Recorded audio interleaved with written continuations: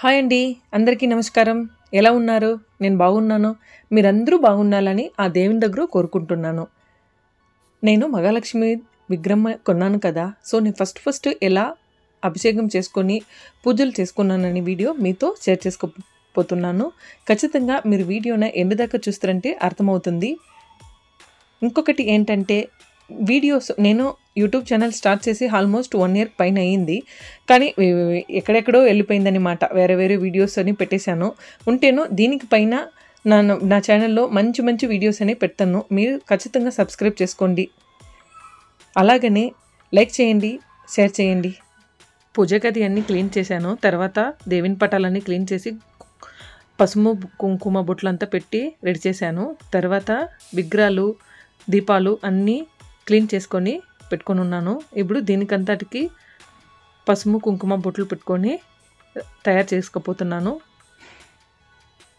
అన్నీమే clean చేసి పెట్టానన్నమాట. తర్వాత అభిషేకం చేయడానికి అన్నీ తయారు చేసుకున్నాను. అలాగే పంచామృతము, దేవునికి మాంగళ్యము, మంచినీళ్ళు, కుంకుమ, పసుపు, పూలు, రోజ్ వాటరు, పాలు, హనీ అన్నీ తయారు చేసుకున్నానండి. ఇప్పుడు దేవునికి అభిషేకం చేయడం వెళ్తామండి. ఫస్ట్ దేవునికి మాంగళ్యం సమర్పిస్తున్నాను.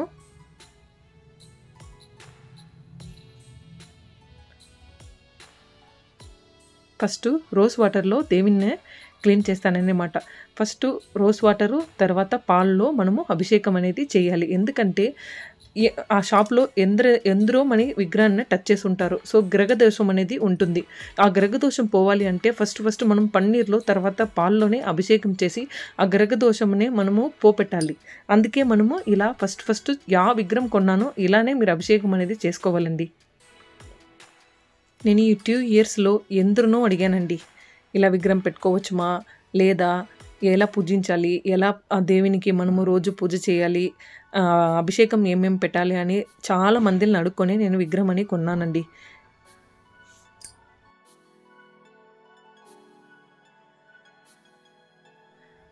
నెక్స్ట్ పసుపును నీళ్ళలో వేసి కలుపుకున్నాను కదా, పసుపు నీళ్ళలో దేవునికి అభిషేకం అనేది చేస్తున్నానండి. మన ఇంట్లో లక్ష్మీ విగ్రహం అని కాదు, యా విగ్రహం ఉంటేనో మీరు మంత్లీ ఒక్కసారి అయినా ఇలాగా మీరు అభిషేకం అనేది చేసుకొని పూజలు అనేది చేసుకోండి. ఇప్పుడు కుంకుమ నీళ్ళలో అభిషేకం అనేది చేస్తున్నాను. మీరు ఇలా అభిషేకం చేసుకుంటుంటే ఒక్కొక్కటికి ఒక్కొక్క మీనింగ్ అనేది ఉంటుందని మాట. నేను దాన్నో నెక్స్ట్ వీడియోలో మీకు షేర్ చేస్తాను.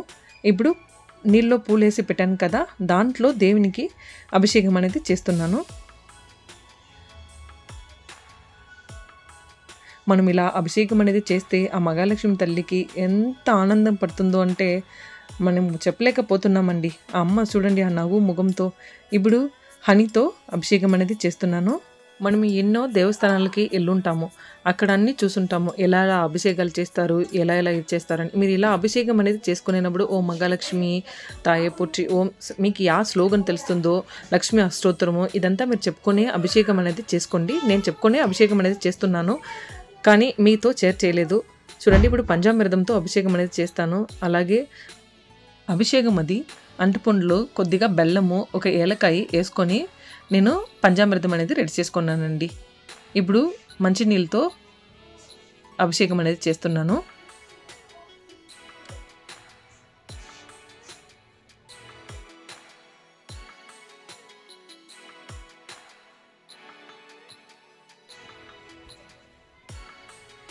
ఇప్పుడు పూజ చేసుకుంటాము. తర్వాత అన్నీనే తయారు చేసి పెట్టుకున్నాను. చూడండి,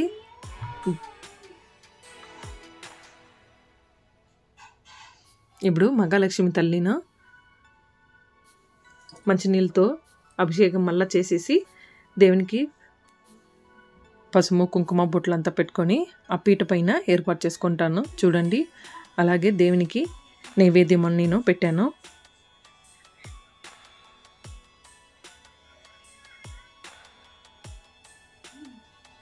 దేవునికి అన్నీ ఏర్పాట్లు చేశానండి. పూలతో అలంకారం చేసుకున్నాను. దేవునికి పసుపు, కుంకుమ బొట్లు అన్నీ పెట్టాను. ఈరోజు చూడండి పూజ గది ఎంత అందంగా కనపడుతుందో. నాకైతే చాలా అంటే చాలా హ్యాపీగా ఉంటుందండి. ఈరోజు అమ్మవారికి ఫస్ట్ పూజ చేశాను కదా, దీపాలు అన్నీ వెలిగించుకొని తయారు నెలండి. ఈరోజు కొబ్బరికాయ కొట్టుపోతున్నాను. ఏది కంప్యూటర్ సామరానండి.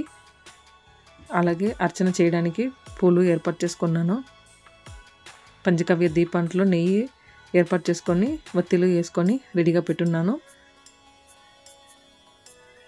ఇప్పుడు పంచగవ్య దీపము వెలిగించి యావొక పూజ చేసేక ముందుగా ఫస్ట్ మనము గణపతికి పూజ అనేది చేయాలి. తర్వాత కులదేవునికి పూజ అనేది చేయాలండి. తర్వాతనే మనము మహాలక్ష్మికి పూజ అనేది చేయాలి.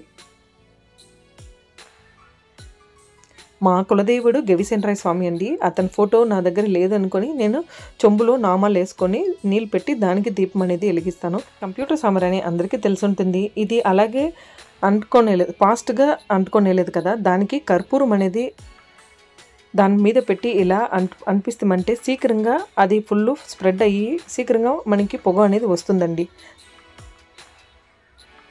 ఇది అర్చన చేయడానికి నేను ఇప్పుడు ఏర్పాటు చేస్తాను. అర్చన చేయకపోతున్నాను.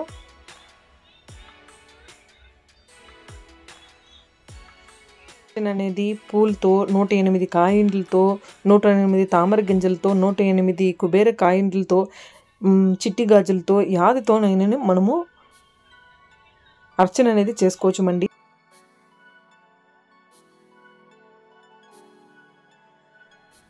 ఇప్పుడు అమ్మవారికి కొబ్బరికాయ అనేది కొట్టుపోతున్నాను. దానికి మొక్కొని కొబ్బరికాయ కొట్టించాను. ఇప్పుడు ధూపం అనేది వేస్తాను చూడండి.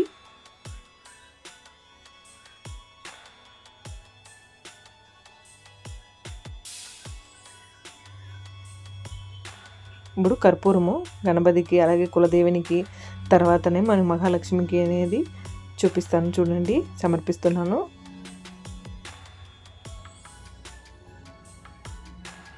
ఆ బుజ్జి గణపతి ఎంత బాగుంది చూడండి. మన మహాలక్ష్మి తల్లి ఎంత ఖుషి పడుతుందో అంటే ఎంత సంతోషంగా ఆనందపడుతుందో కదా. దేవుని ముఖం చూడండి ఎంత అందంగా కనపడుతున్నారు.